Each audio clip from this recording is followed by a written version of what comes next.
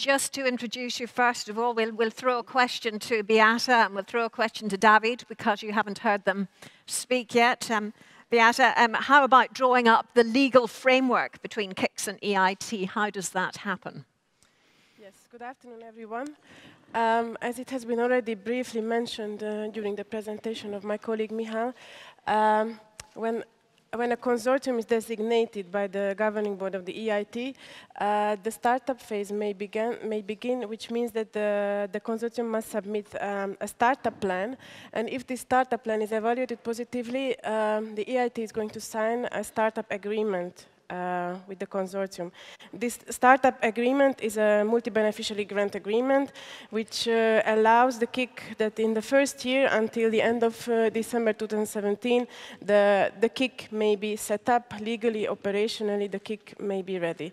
Then, if the startup phase is successful and the startup phase is approved by the governing board of the EIT by the end of the startup phase, then the EIT is going to sign a framework partnership agreement with the KIC, and this framework partnership agreement will be the legal contractual framework for the next 7 years. And just quickly, how long do you think drawing up this legal framework is likely to take? It should be quite fast. It really depends on if everything is ready within the KIC, but the framework partnership agreement should be signed before the real activities start. So weeks rather than months? Yeah, of course. Everything is prepared. The models are attached to the call, so okay. Everybody can consult them. Thank you. Dávid, what money is available at this exploratory stage of getting the application together? Exploratory stage, maybe it's bad news for you, but there is no EIT funding available. However, it's very important, as it has been emphasized by my colleagues, that we would like to see excellent and committed partnerships. So financial commitment is already a very important measure of the seriousness, of the excellence of the applications.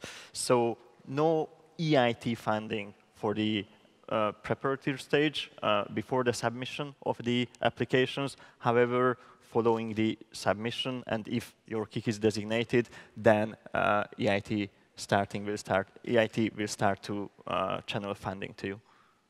And what money is available after a KIC is selected and before it is sustainable? Okay, as it was mentioned earlier, EIT is part of the Horizon 2020 framework program, which has an total allocation of 80 billion, and the EIT's allocation within the program is 2.4 billion for the period 2014-2020. So what can I say is that most of the funding, most of the EIT budget, over 95%, will be granted to the KICs. You could see that there's a pattern, there's an investment pattern to the KICs. So we start with initial funding, which will grow, and then it will reach a plateau, and then start to decline. If you look into the multi-annual financial framework, which is publicly available, you will see the EIT funding, you will see the estimated allocations per year. Now, I don't want to give you any indications of the exact numbers, but if you look at the figures and the parameters, I think you can do the mathematics yourselves based on some assumptions. Who decides how much startup money is available? Okay, so for the startup phase, as it was introduced by Michal, EIT will grant funding to the KICs. It will be up to 4 million euros. And it will be granted on the basis of the startup plan. So after the designation of the KIC, shortly after end of November, you will receive a designation package with all the necessary instructions and templates. You have to submit a startup plan, which will be evaluated by the EIT. We look into the clear objectives, legal readiness, operational readiness, fostering EIT identity. There are some milestones, targets attached to them. And on that basis, we will award you a startup grant up to 4 million euros. I'm sure lots of you have questions that you'd like to put to the various panelists. So if you want to put your hands up so that we can get the microphones to you. Gentleman at the front here. Anybody else so we get a microphone? Lady here, third row back. And the third one, gentleman behind. OK, 1, 2, 3.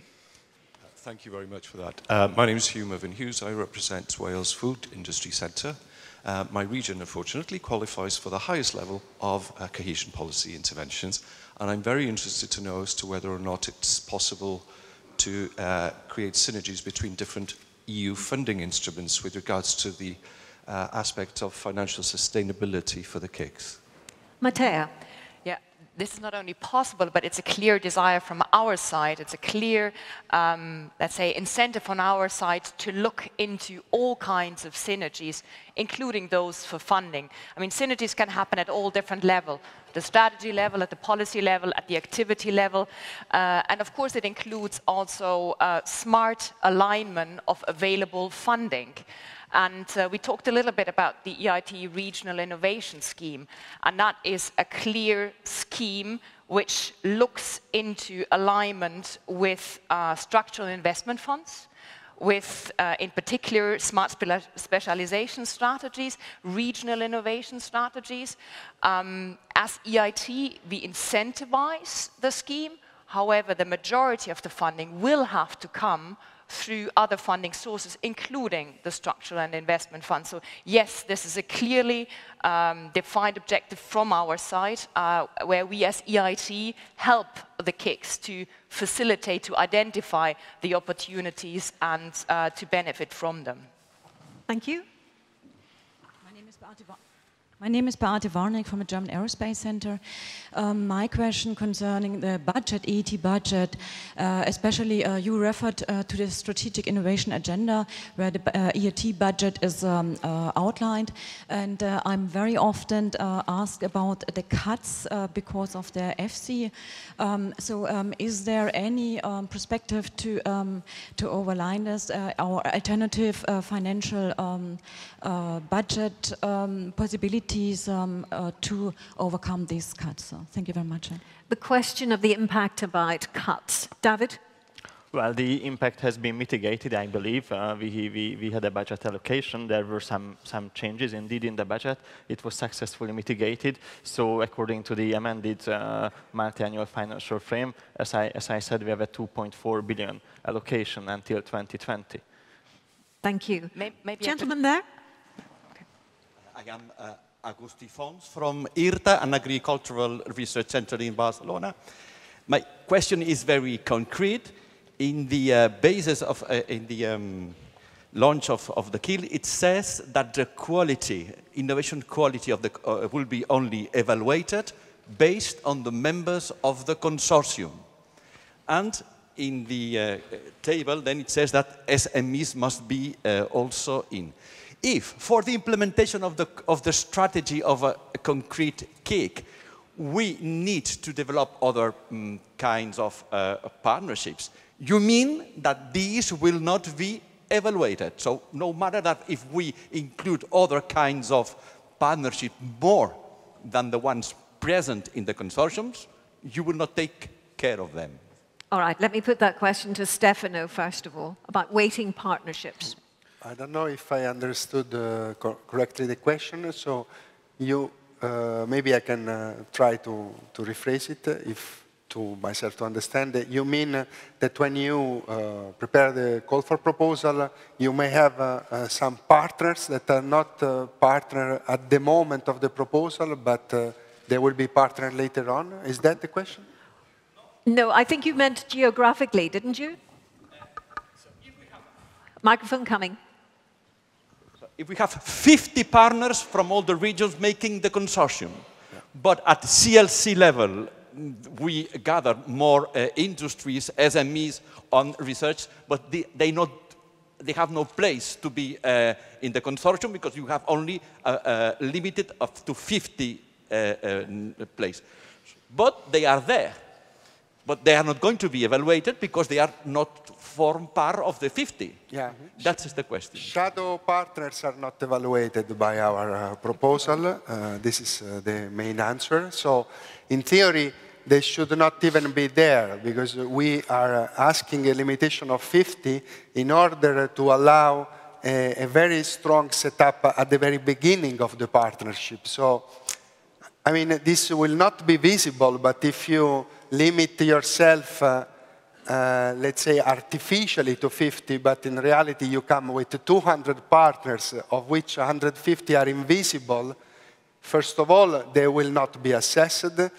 Secondly, we would probably have a situation in which the day after that your proposal hopefully will win, and I wish you the best, then we will have a request for 150 partners deciding to enter into the consortium. First of all, we are going to assess this, if it fits with the strategy that is written there. And they may access or not, so it's your risk to bring in, at the level of proposal stage, shadow partners. So my suggestion would be, try to build your strategy only and exclusively on the 50 partners that are at the beginning, and then as soon as the strategy evolves with the time, then you will decide how and when new partners will join in. Is that an answer? Maybe you want to add something, Michal? Michal, yes, because previously, when KICs were formed, more than 50 partners were welcome. So this time it has changed. Discriminating, do you think? No, it's not discrimination. I mean, as I said, it is about not only selecting, but also about starting up phase. And having consortium of around 50 excellent partners is already a challenge to put in place proper mechanisms to govern this partnership, to propose a good action plan and start implementing the business plan. But also I would like to add that one of the elements which will be used by the evaluators to assess the quality of the partners are commitment and motivation letters, which I described during my presentation. So this is one of the elements that's going to be used by the evaluators to assess the quality of the partners. So yes, the evaluators will assess quality of the 50 partners, but also I mentioned in my presentation that the partnership is the KIC is an open partnership. That is allowed to grow and probably will grow. That's why provision on how you think about expansion of the partnership without putting the names is a quite fair role. But talking about the startup phase, we are talking about the startup phase. So it's not about the implementation. If you think that in the future you may need some partners which can bring value added to the partnership, to develop the strategy, to deliver the impact, then as Stefano said, we may assess and we can judge on the necessity of having these partners. Okay, Mathea has a very quick point to add in that. In the meantime, other hands going up and we'll get the microphones added to you. 1, 2. Okay, Mathea? Just to stress the commitment again, I think this is very, very crucial. It's not a discrimination at all. The 50 are actually only, as Michal said, only at the proposal stage. And it's actually the result of a very, very thorough exercise internally, a very clear assessment of the startup phase of the first and second wave of KICs and the challenges we experienced then. And it's a clear help to the incoming 2 new KICs that to limit it to 50 at the proposal stage to ensure that you come up with committed partners who are willing to see through a quick, a fast, a rapid startup phase in the early months. And that commitment also includes financial commitment, in particular in the early days. So that is from our side a clear support, direct support to ensure that there is a smooth startup phase and that indeed, as soon as possible, the 2 new partnerships can start delivering on the objectives. Thank you. Gentleman there. Yes, I'm representing myself, a food consultancy. It's a question for the KIC Hot Food for Future. My comment is that normally when we try to involve the food companies, that is not the same category that another technological companies. In this kind of proposals, there are 2 big comments. First is how long. It means normally the business plans in the food companies are 2-3 years, no 5 years. And the second question is, where is the intellectual property of the invention? Because finally the big question is what to do with the invention. And then in that sense, is not only that they need to support part of the KIC, is also how we guarantee the intellectual property. The outreach is important, but there are limits depending on the invention. What is your advice? Because one of the things I would recommend to this panel is maybe to organize a brainstorming session, brochure for food companies. I'm thinking in the big international companies because really the SMs are very interested in this kind of actions, but sometimes they have not resource or budget. Okay, well, let's see if Beáta can answer that or go some way towards it. Concerning the second question, intellectual property rights, indeed this is extremely important. This will be an issue for the startup phase, for the consortium to decide how the intellectual property policy is determined by the KIC. It means that as a general rule we follow the Horizon 2020 intellectual property rights, which cover of course access to background, exploitation, ownership, ensure the visibility of the EIT funding. So these are the general rules, but these rules are very flexible. It means that in the startup phase the KIC, the partners who are producing these properties must agree on a policy and set up an IP board. Basically, it depends on the partnership. Of course, the idea is that intellectual property is created. It must be created. It is even important because in the long term, it can be one of the elements of the sustainability, how to ensure sustainability of the KIC. So indeed, it is very important, but it's up to the KIC how to define it. The only important is that it complies with the general principles of Horizon 2020. And the questioner also raised the prospect of 2 to 3 year business plans, which might be too short for what you're really looking for in a KIC application. Any advice how to get around that or how to build on that? Well, as EIT, we do give the KICs a long-term perspective. There's a minimum of 7 years, and we give a perspective up to 15 years. And based on the experience so far, we've seen that, in particular from the business side, this is greatly appreciated, but it gives some certain security in terms of planning. So the perspective is a long-term one, which is unusual compared to many other programs. And behind, question from behind. There was another one there, yes? Pavel Noga, Slovak University of Technology. A quick question. If a public organization wants to join a KIC, does it need some kind of governmental commitment for the financing of this endeavor? Beáta?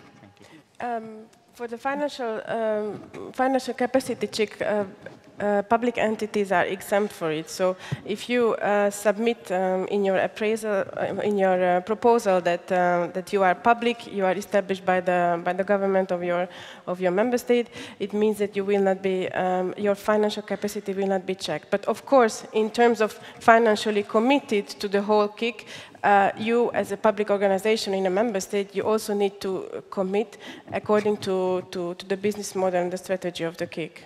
Yes, I hope it's clear.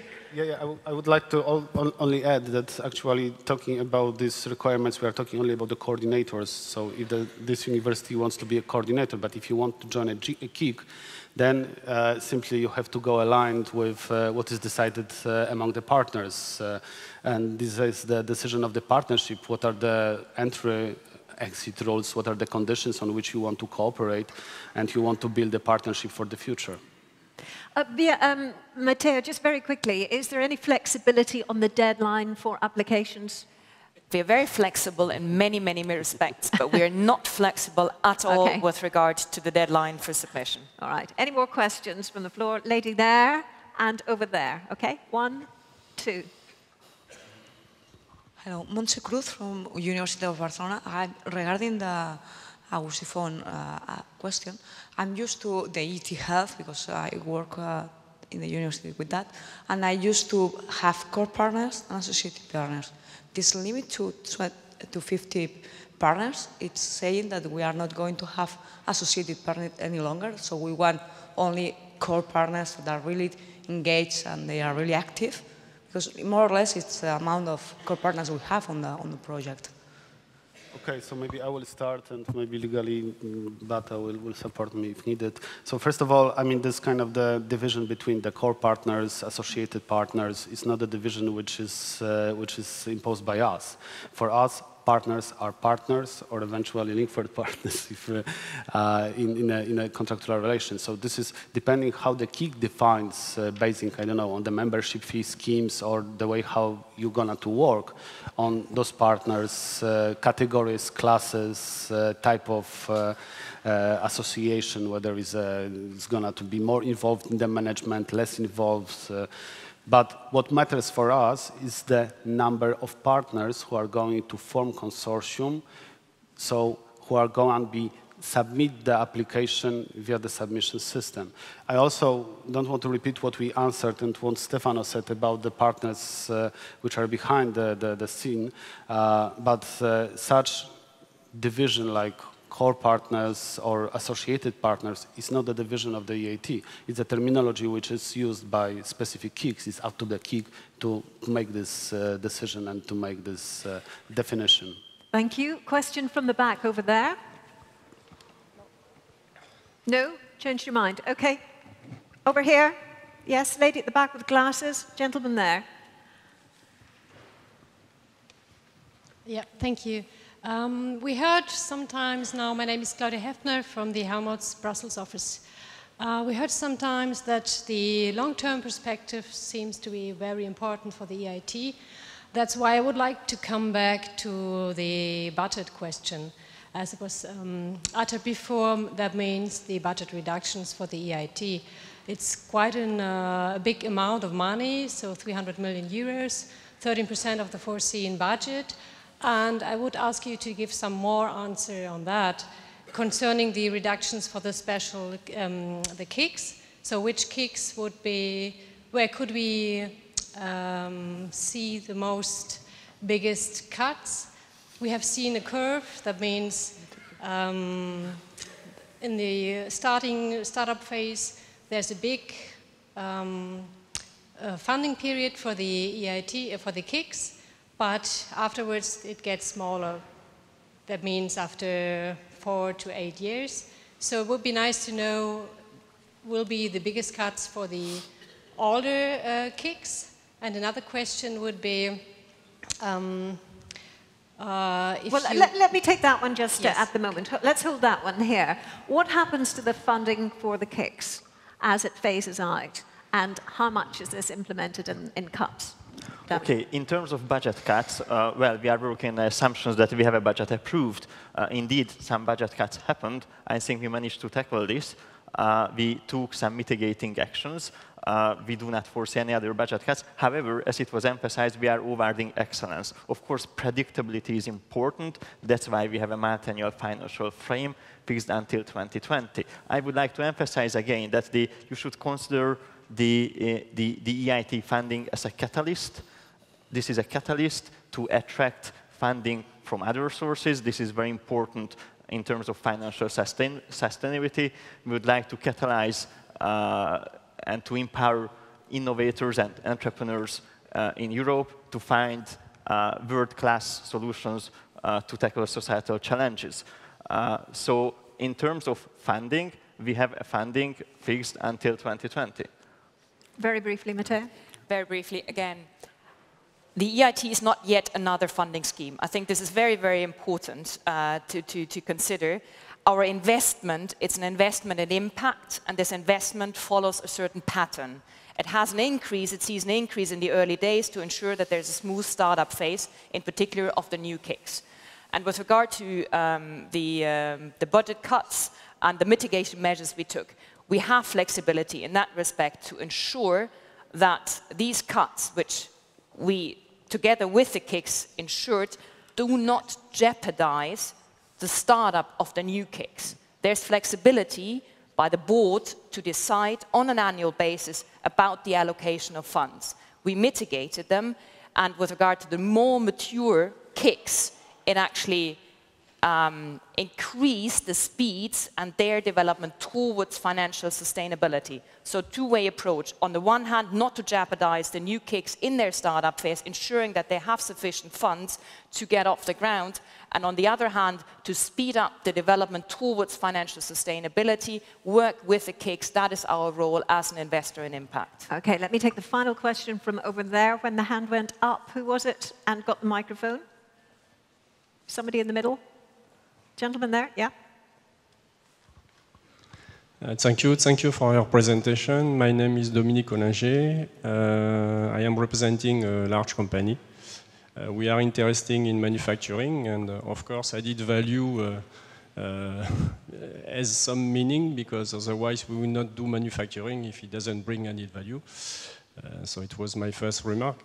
In fact, as a large company, we are interested in manufacturing, and we have as well, we are using a lot of mechanisms, Horizon 2020, national funding, regional funding. We are working with local initiative like the Pole of Competitivity. We are working as well with incubator and so on. So I would like to understand what you bring more in addition to this network that we already have. So what is the answer to that? Mm-hmm. And what would be my motivation to enter into this new kind of initiative? Okay, you're already involved in Horizon 2020. Yeah. What's the point of joining with EIT too? Stefano. Well, I mean, no one is obliged to participate to the call, but I mean, in this respect, I would like to mention a couple of points. One is that the EIT will ask the KIC to have a very long-term strategy that could go up to 15 years. So I don't know how much this sector can enter with Horizon 2020, other programs in this span of time. The other very important element is that we have the knowledge triangle. So we have, for example, the side of education.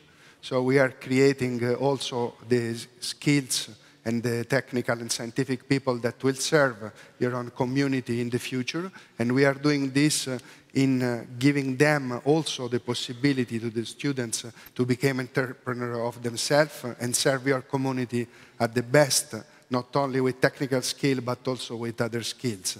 And that setup, so the education, research, and the business part, will also give you the possibility to enlarge your partnership also to other partners that may even be the competitor of your own business, but they have an interest in working together to form skills, new skills, to transform better ideas to what are the market products. So the size of the consortium and the fact that there is the education side plus the long-term span, I think it could be some of the element of your interest in joining a call for KIC. Stefano, thank you very much indeed. Beáta, just very quickly, if the UK leaves the European Union, what happens to an application or an existing KIC with a UK partner or co-location centre?